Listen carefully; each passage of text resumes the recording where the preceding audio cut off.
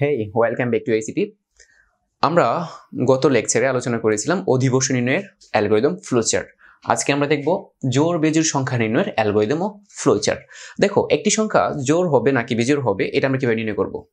তো জোড় বেজোড় সংখ্যা নির্ণয়টা আমরা কিভাবে করতে পারি? দেখো, ধরি একটা সংখ্যা কত 17, এটা জোড় না বেজোড়?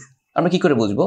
আমরা জানি কোনো সংখ্যাকে 2 দ্বারা ভাগ করলে যদি ভাগশেষ 0 হয়, দুনিয়ার যে কোনো সংখ্যাকে 2 দ্বারা ভাগ করলে যদি ভাগশেষ 0 হয় তাহলে তা হয় জোড় সংখ্যা বা ইভেন।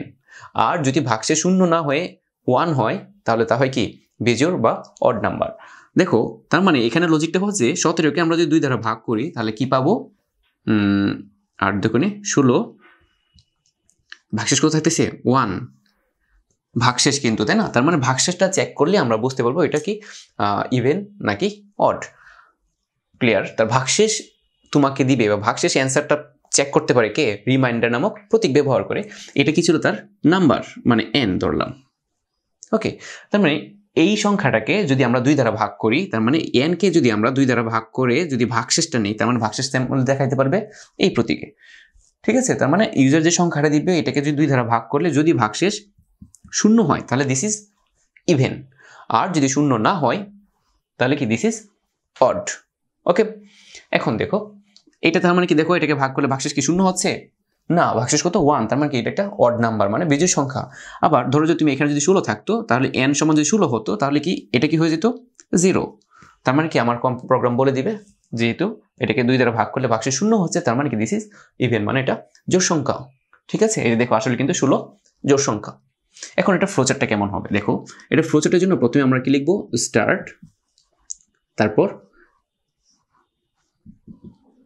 ইনপুট n, ইউজার যে সংখ্যাটা দিবে সংখ্যাটাকে আমরা n ধরতেছি, তারপর আমরা চেকিংয়ে পাঠাবো যে n কে 2 দ্বারা ভাগ করলে দেখবো যে ভাগশেষ 0 কিনা। যদি 0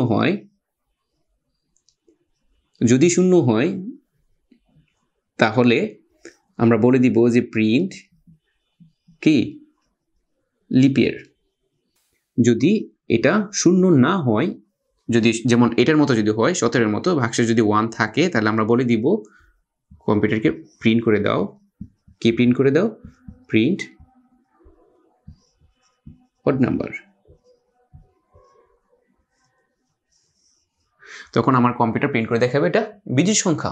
তারপর কি আমরা এগুলোকে কানেক্ট করে দিব।